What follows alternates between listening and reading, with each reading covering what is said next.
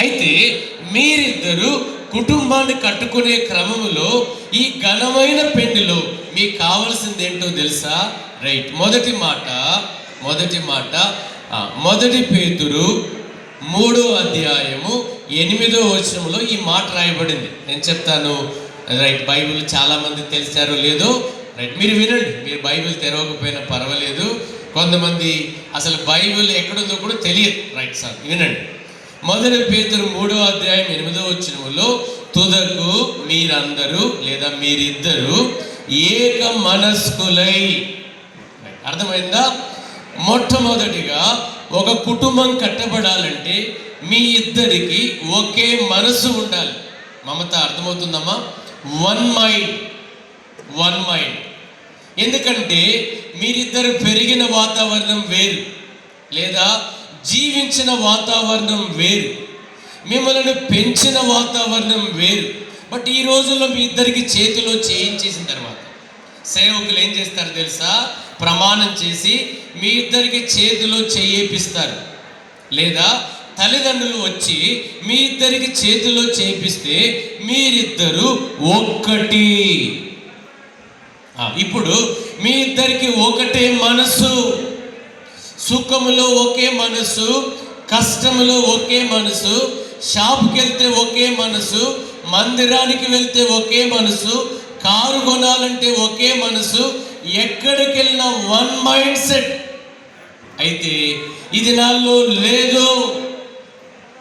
సరే, లేకపోని వాళ్ళ సంగతి లేకుండా ఉండని, కానీ తమ్ముడు మీరిద్దరికి ఒకే మనసు ఉండాలి. బైబిల్లో అననీయ సఫీరాల గురించి రాయబడింది. వారిద్దరు అబద్ధమాడినా ఒకే విధంగా అబద్ధమాడారు. తర్వాత అకుల ప్రిస్కిల్లా గురించి రాయబడింది. పౌలు సేవలో వారిద్దరూ ఒకటిగా కొనసాగారు. సో ఈ రోజు నుంచి మీరిద్దరికి ఒకే మనసు ఉండాలి. కుటుంబాలను కలిపేది మనసు తమ్ముడు, డబ్బులు కాదు, వస్తువులు కాదు, బంగారం కాదు. ఈ మెటీరియల్ థింగ్స్ అన్నీ కూడా ఇక్కడ దాకా తీసుకొచ్చాయి. అర్థమైందా? కట్నాలు, కానుకలు, వస్తువులు, కార్లు, బంగళాలు ఈ ప్లాట్ఫామ్ లేదా ఈ స్టేజ్ దగ్గరికి తీసుకొచ్చాయి. ఇక్కడ నుంచి మిమ్మల్ని ముందుకు తీసుకెళ్ళేది కట్నాలు కాదు, బంగారం కాదు, వస్తువులు కాదు, కారు కాదు, బండి కాదు, ఒక మనసు. రైట్. సో మీరిద్దరికి ఒకే మనసు ఉండాలి. ఇది మొదటి మాట. తర్వాత రెండో మాట ఏమిటంటే మత్తయి సువార్త 19:6 ఇంకా మాట్లాడుతూనే ఉన్నారు. అబ్బా, ఈ పెళ్లి భలే పెళ్ళ.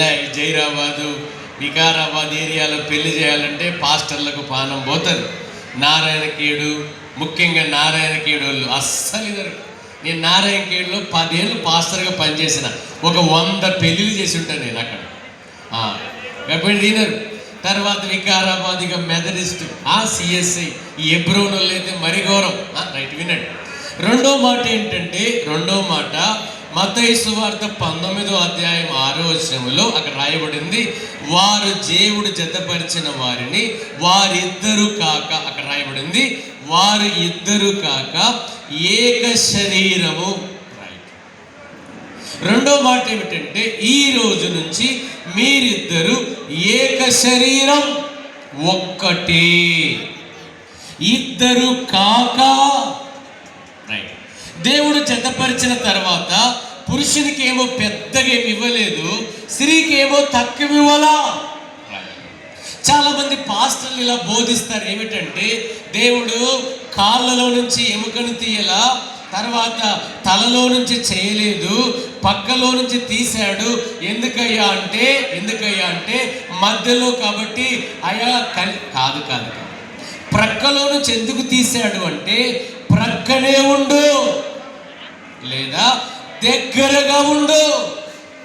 మనిషి దగ్గరగా ఉండాలంటే నాది అనుకుంటేనే దగ్గరగా ఉంటాం.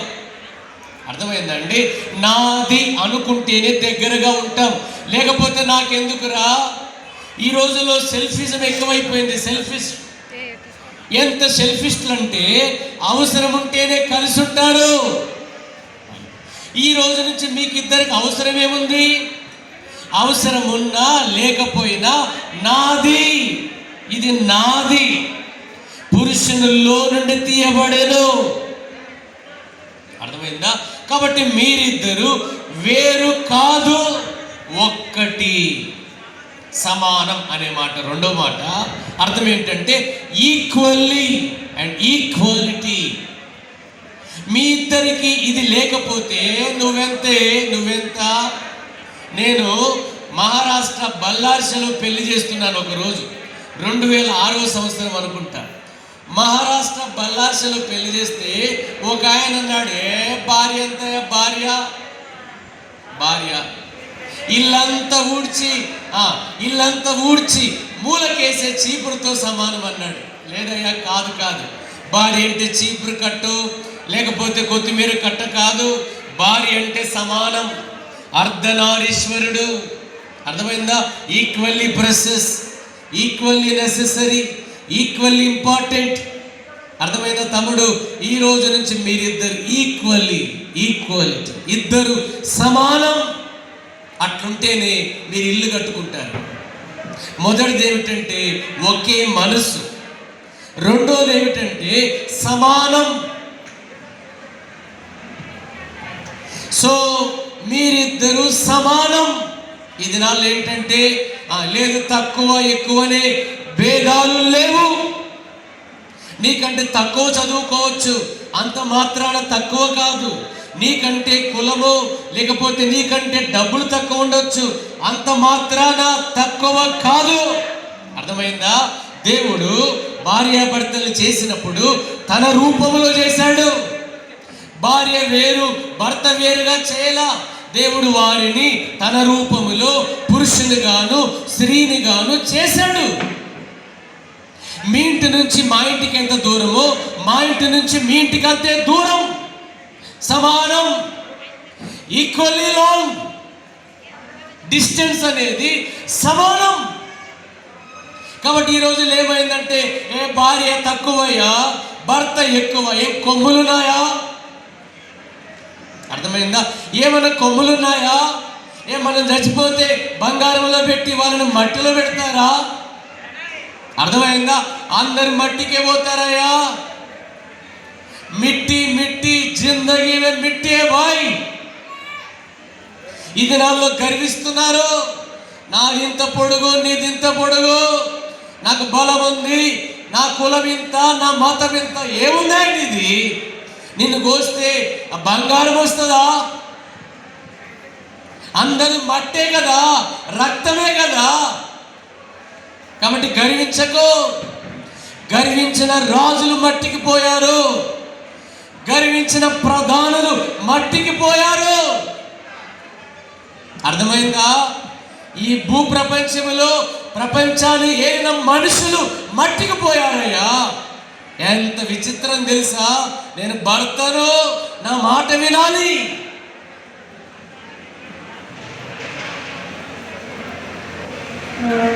అయిపోయింది రామవారు. పిల్ల తల్లిదండ్రులు పిల్లగాడి తల్లిదండ్రులు స్టేజ్ మీదకి రండి. సో రెండో మాట ఏమిటంటే సమానం అనే మాట ఉండాలి. నా టైం ఇంకా కాలేదు, ఇంకా 5-7 నిమిషాలు ఉంది. రైట్. సో మూడవది ఏమిటంటే చూడండి దేవుని వాక్యములో ఇప్పుడు చదివారు కదా, యోహాను సువార్త 2వ అధ్యాయం 5వ వచనం, 2:5. ఆయన తల్లి పరిచారకులను చూసి ఆయన మీతో చెప్పునది చేయుడి. మొదటిగా మీరిద్దరికి ఒకే మనసు ఉండాలి. రెండవది మీరిద్దరు సమానం, హెచ్చు తగ్గులు లేవనే భావన ఉండాలి. మూడవది ఏమిటంటే ఆయన మీతో చెప్పునది చేయుడి. మీ కుటుంబం కట్టబడాలంటే దేవుడు చెప్పింది చేయాలి. ఇప్పుడు ఇంత దాకా నేను చెప్పింది ఎవరు వినడం లేదు అంటే కొంతమంది మాట్లాడుతూనే ఉంటున్నారు. అర్థం ఏంటంటే వాళ్ళకి ఏంటంటే దేవుడు అంటే లెక్కలేదు. అర్థమైందండి? చాలా మందికి ఎట్లుంటుందంటే పోరవై కోనైతు క్యావోతా మేము మాట్లాడతాం పో. దేవుడు అంటే లెక్కలేదు. దేవునికి వారు భయపడరు. బట్ ఒక రోజు భయపడే రోజు వస్తుంది. అర్థమైందా? దేవుడంటే లెక్క లేకుండా విచిత్రంగా ప్రవర్తిస్తే, భూమి నాది, వెండి నాది, బంగారం నాది, ఇది నాదనుకుంటూ బతుకుతే ఒకరోజు దిక్కులు పిక్కటిల్లేటట్టు ఏడుస్తావు. ఆ రోజు నీ ఏడుపు వినడానికి కూడా నీ పక్కన ఒకడు ఉండడు. అనుకుంటున్నావు మిత్రమా, బంగారం నాది, డబ్బు నాది, కులము నాది, మతము నాది, భూమి నాదంటే ఈ శంకరపల్లి చుట్టూ మాకు తెలుసయ్యా, భూమిని అమ్మి కార్లు తిరిగిన వాళ్ళు ఇప్పుడు బిహెచ్ఎల్కి వచ్చి అపార్ట్మెంట్ల దగ్గర వాచ్మెన్లుగా పనిచేస్తున్నారు. మీకు తెలుసా? పొద్దుటూరు, టంగుటూరు, మోకిల, చెలిమెడ, తర్వాత స్టేషన్ నాగలపల్లిలో భూములు అమ్మి కార్ల మీద తిరిగిన వాళ్ళు చందానగరు, బిహెచ్ఎల్కి వచ్చి అపార్ట్మెంట్ల దగ్గర వాచ్మెన్లుగా పనిచేస్తున్నారు. ఎంతమంది చూడలేదాయా? ఏమనుకుంటున్నావు? నువ్వేదో అతిశయిస్తున్నావు. ఎన్ని రోజులు వస్తుంది నీ డబ్బు? నీ కారు ఎన్ని రోజులు వస్తుందాయా? దేవుడంటే లెక్కలేదు. రైట్. సో మీరిద్దరూ ఇగో దేవుని వాక్యం వినాలి, లేదా ఆయన చెప్పింది చేయాలి. జీవితంలో దేవుడు చెప్పింది చేసిన వారు ఎవ్వరూ పాడుగాల. ఆది కాండములో ఏదైనా వనములో దేవుడు వారికి ఒక మాట చెప్పాడు. ఫస్ట్ ఫ్యామిలీ ఆదామవ్వలకు దేవుడు మాట చెప్పాడు, మీరు ఆ పండు తినొద్దు. ఎప్పుడైతే వారు ఆ పని చేయలేదో నష్టపోయారు. పచ్చని ఏదైనా వనాన్ని విడిచి వెళ్ళిపోయారు. జాగ్రత్త, మీరిద్దరూ కలకాలం బతకాలి. ఆది కాండం 1:28లో మీరు ఫలించి అభివృద్ధి చెందాలంటే ఇదిగో ఈ మాట వినండి. మీరు ఉదయాన్నే లేచి చదవండి, పడుకునేటప్పుడు లేచి చదవండి. బైబిల్ని పక్కకు పెట్టావా? వాక్యాన్ని పక్కకు పెట్టావా? నీ జీవితం కూడా పక్కదారికి వెళ్తుంది. కాబట్టి దేవుడు ఏం చెప్పాడు? పురుషునికి చెప్పాడు, పురుషులారా మీ భార్యలను ప్రేమించండి, స్త్రీలారా మీ భర్తలకు లోబడండి, పురుషులారా మీ భార్యలను గౌరవించండి. జీవమును కృపావరములో మీ భార్యలు మీతో సమానం కాబట్టి గౌరవించండి అన్నాడు. అదే రీతిగా స్త్రీకి చెప్పాడు, స్త్రీలారా మీ భర్తలకు భయపడండి. ఇదిగో ఈ బైబిల్లో ఈ మాటలు రాయబడ్డాయి. ఒక సభా సంస్కృతిని గౌరవించలేని నీవు నీ భర్తకేం లోబడతావమ్మా? ఒక సభా సంస్కృతిని లోబడని నీవు ఈ దేశాన్ని ఏం ప్రేమిస్తావయ్యా? గుర్తుపెట్టుకో, ఎప్పుడైతే దేవుని మాట విన్నారో వారు దీవించబడ్డారు. వీరిద్దరూ దేవుని మాట వింటూ జస్ట్ 3 minutesలో ముగిస్తాను. ఒక 10 minutes ముందుకు కొనసాగమన్నారు. బట్ ఇంకొకరు వచ్చేసి ఏసో త్వరగా ముగించండి అన్నట్టుగా చెప్తున్నారు. బట్ నేను ఇంకో 3 minutesలో ముగిస్తాను. మిత్రమా, ఒకే మాట. వీరిద్దరు పెళ్ళైన తర్వాత దేవుని మాట వింటూ ఈ లోకములో పిల్లలను కని ఏం చేయాలో తెలుసా? ఒక మాట రాయబడింది, ఇంకొక పెళ్ళుంది. రైట్, ఇంకొక పెళ్ళుంది. ఆ పెళ్లి కొరకు సిద్ధపడాలి. ప్రకటన గ్రంథము 19వ అధ్యాయము 7వ వచనంలో ఈ మాట రాయబడింది. ఏంటా మాట అంటే, గొర్రె పిల్ల పెళ్లి విందు సిద్ధపడి ఉన్నది, ఆయన భార్య తన్ను తాను సిద్ధపరచుకున్నది. ప్రశాంత్ జాగ్రత్తగా వినుతమ్మి, నేను ఒక 150 పెళ్లిలు చేశాను, ఒక 700 పెళ్లి సంబంధాలు కలిపాను ఈ దేశంలో. నేను పెళ్ళిళ్ళు చేసిన వాళ్ళు 20 దేశాల్లో ఉన్నారు. అయితే ఎందుకు చెప్తున్నానంటే, నేను చిన్నపిల్లని కాదు, నేను 2-50 సంవత్సరాలకు దగ్గరకు వచ్చాను. ఈ దేశంలో చాలా చోట్ల పెళ్ళిళ్ళు చేశాను. నాకు 16 సంవత్సరాలు అయింది పెళ్ళై. అంటే ఎందుకు చెప్తున్నాను ఈ విషయం అంటే, ఎన్నో కష్టాలు పడ్డాను, ఎన్నో అనుభవాలు గుండా వచ్చి చెప్పే మాట ఏంటంటే, తమ్ముడు ఇంకొక పెళ్ళుంది, అదే పరమవరుడైన యేసు ప్రభు పెళ్లి. ఇప్పుడు పెళ్లి కూతురు ఎవరు అంటే, పెళ్లి కూతురు ఎవరంటే సంఘం, భార్య. ఇప్పుడు మనమందరము కలిసి ఆ వధువును అనగా ఆ వరుడైన రక్షకుణ్ణి వధువు గుంపులో మనం ఎదుర్కోవాలి. రైట్. ఇప్పుడు ఈ పెళ్లిలో ఉండాలి అంటే ఈ పెళ్లిలో ఉండాలి అంటే ఎస్, మనల్ని పిలిచినా రావచ్చు, పిలవకపోయినా రావచ్చు. అయితే ఆ పెళ్లిలో ఉండాలి అంటే రైట్, ఒక్క మాట చెప్పేసి ముగిస్తాను. ఇప్పుడు ఇది ప్రశాంత్ మమతాల పెళ్ళి, మానవ పెళ్ళి. ఇంకొక పెళ్ళుంది, మాధవుని పెళ్ళి, దేవుని పెళ్ళి. అది అనంతమైన పెళ్ళి. ఇది 50 ఏళ్ళ జీవితం. పెళ్ళైన తర్వాత గోల్డెన్ జూబ్లీ చేసుకుంటే గగనం, సిల్వర్ జూబ్లీ చేసుకుంటే చాలా గొప్పతనం, ఇంకా డైమండ్ జూబ్లీ చేసుకుంటే అద్భుతం, ఇక ప్లాటినం జూబ్లీ చేసుకుంటే అది మోక్షం. అయితే 100 ఏళ్ల జీవితానికే ఇంత ఉంటే ever and ever, for ever, ఎల్లప్పుడుండే పెళ్లిలో ఉండాలి అంటే ఏం చేయాలయ్యా? పేరు మార్చుకోవాలా? మతం మార్చుకోవాలా? కులం మార్చుకోవాలా? బట్టలు మార్చుకోవాలా? ఏం మార్చుకోవాలంటే ఏం మార్చుకోవద్దు. గుండె మార్చుకో, అంటే హృదయం మార్చుకో. దాన్నే క్రైస్తవ భాషలో రక్షణ అని పిలుస్తాం.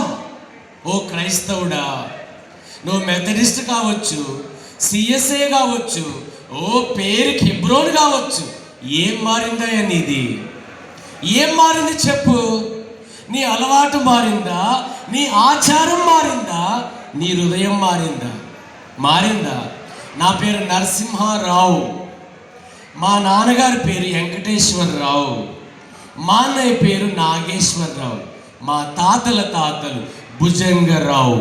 అక్కడి నుంచి మేము మా వంశం. నేను వరంగల్ జిల్లాలో జన్మించాను. ఒక ఉన్నతమైన హైందవ కుటుంబంలో జన్మించాను. లోకములో ఎన్నో మార్గాల్లో వెళ్ళాను. నా కులము గొప్పది అనుకుంటూ బతికాను. అయితే 2000 సంవత్సరం ఫిబ్రవరి 23వ తారీఖున ఈ బైబిల్లో నుంచి తీసిన ఒక పేపర్, ఇదిగో ఒక పేపరు నాకు దొరికింది. ఆ పేపర్లో రాసిన ఒక మాట, మరణము తర్వాత ఏమిటి? ఒక మాట, మరణము తర్వాత ఏమిటి అనే ఒక మాట చదివి నేను యేసు ప్రభువుని నమ్ముకున్నాను. అంటే చచ్చిపోయిన తర్వాత జీవితం ఉంది. మరి చావెందుకు వస్తుంది అంటే పాపాన్ని బట్టి వస్తుంది. ఎవరికి వస్తుంది అంటే అందరికి వస్తుంది. నువ్వు పటేలు అయినా, పక్కీరు అయినా, అమీరు అయినా, బికారు అయినా చస్తావు. జాగ్రత్త. చచ్చేది నిజం, బ్రతికేది అబద్ధం. అందరూ మట్టికే వెళ్తారు, కొందరు లేటుకి వెళ్తారు, అందరూ మట్టికే వెళ్తారు. అర్థమైందా? మట్టికి వెళ్ళేది శరీరం, దేవుని దగ్గరికి వెళ్ళేది ఆత్మ. ఆత్మకు చావు లేదు. ఆత్మకు 2 మార్గాలు, ఒకటి పరలోకం, రెండోది నరకం. వైకుంఠం, నరకని పిలుస్తారు కానీ యమగుండం 2. ఎవరైనా భాషలు వేరైనా భావం ఒక్కటే. కొందరు తొగరిపప్పు అంటారు, కొందరు కందిపప్పు అంటారు, కొందరు పుంటికూర అంటారు, కొందరు గోంగూర అంటారు. భాష, మనుషులందరూ పోయేది మట్టికే, ఆత్మ వెళ్ళేది దేవుని దగ్గరికి. 2 మార్గాలు. పరలోకం చేరుతావా? ఆ మాట నేను చదివాను. ఆ మాట నన్ను తట్టింది. ఆ రోజు నా హృదయం ఇచ్చాను. 2000 సంవత్సరం ఫిబ్రవరి 23వ తారీఖు నా హృదయం మారింది. मेरे दिल में ईशु आया, मेरे जिंदगी बदल गया, मेरे जीवन बदल गया. నీ జీవితం మారిందా? రక్షణ దొరికింది. ఇక్కడ చచ్చిపోతే పరలోక రాజ్యం చేరుతాననే నమ్మకం దొరికింది. ఏసే మార్గం, ఏసే సత్యం, ఏసే జీవం. చనిపోయి సమాధి చేయబడి మూడవ దినమున తిరిగి లేచిన మృత్యుంజయుడు, పాప పరిహారకుడు, శాంతిదాత, మోక్షమిచ్చే ఏకైక మార్గం, ఆ మోక్షమే పెండ్లి. ఆ పెండ్లిలో ఉండాలంటే మీరిద్దరు దేవుని మాట వినండి, దేవునికి లోబడండి, దేవుని వాక్యాన్ని అనుసరించండి, కట్టడలను ప్రేమించండి, మందిరానికి వెళ్ళండి, వాక్యానుసారంగా బతకండి, సగం సగం జీవితం చేయకండి. చేస్తే 100% దేవుని కొరకు నమ్మకంగా బ్రతుకు. నీ కుటుంబం వర్ధిల్లుతుంది, నీ కుటుంబం ఆశీర్వదించబడుతుంది, నీవు దీవెనకరంగా మార్చబడతావు. కళ్ళు మూసుకోండి, ప్రార్థన చేద్దాం. కళ్ళు మూసుకోండి, ప్రార్థన.